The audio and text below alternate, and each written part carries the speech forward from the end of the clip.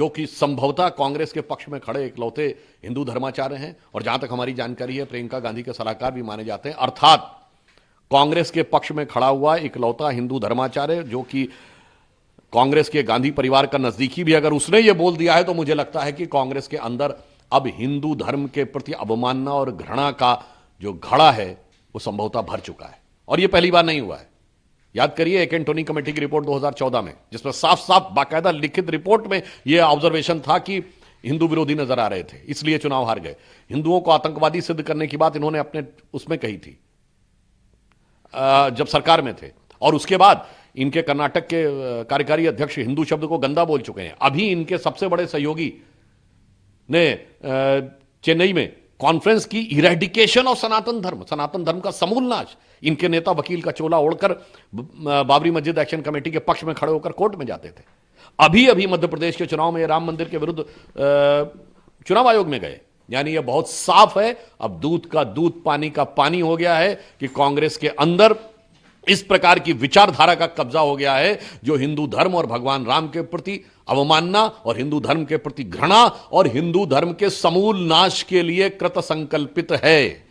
इसलिए देश की जनता उस संस्कृति और विचार को समझती है जिसमें कहा गया है, जाके प्रिय न राम वैदेही तजिए ताहि कोटि बैरी सम यद्यपि परम स्नेही। अर्थात राम और वैदेही, राम और सीता जिसको प्रिय न हो, यदि आपका कितना भी स्नेही हो, परम स्नेही भी हो, उसको कोटि बैरी सम यानी कोटि शत्रु मानकर त्याग देना चाहिए।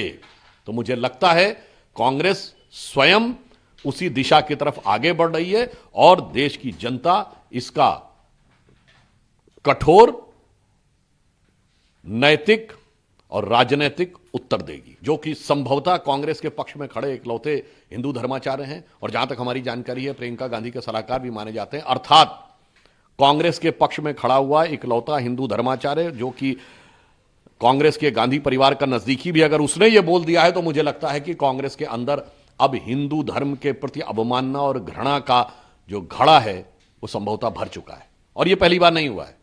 याद करिए एक एंटोनी कमेटी की रिपोर्ट 2014 में, जिसमें साफ साफ बाकायदा लिखित रिपोर्ट में यह ऑब्जर्वेशन था कि हिंदू विरोधी नजर आ रहे थे, इसलिए चुनाव हार गए। हिंदुओं को आतंकवादी सिद्ध करने की बात इन्होंने अपने उसमें कही थी जब सरकार में थे, और उसके बाद इनके कर्नाटक के कार्यकारी अध्यक्ष हिंदू शब्द को गंदा बोल चुके हैं। अभी इनके सबसे बड़े सहयोगी ने चेन्नई में कॉन्फ्रेंस की इरेडिकेशन ऑफ सनातन धर्म का समूल नाश। इनके नेता वकील का चोला ओढ़कर बाबरी मस्जिद एक्शन कमेटी के पक्ष में खड़े होकर कोर्ट में जाते थे। अभी अभी मध्य प्रदेश के चुनाव में राम मंदिर के विरुद्ध चुनाव आयोग में गए। यानी यह बहुत साफ है, अब दूध का दूध पानी का पानी हो गया है कि कांग्रेस के अंदर इस प्रकार की विचारधारा का कब्जा हो गया है जो हिंदू धर्म और भगवान राम के प्रति अवमानना और हिंदू धर्म के प्रति घृणा और हिंदू धर्म के समूल नाश के लिए कृत संकल्पित है।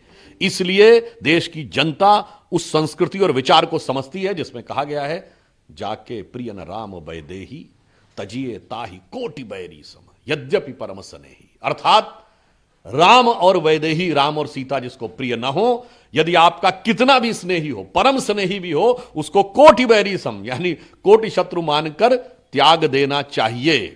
तो मुझे लगता है कांग्रेस स्वयं उसी दिशा की तरफ आगे बढ़ रही है और देश की जनता इसका कठोर नैतिक और राजनीतिक उत्तर देगी।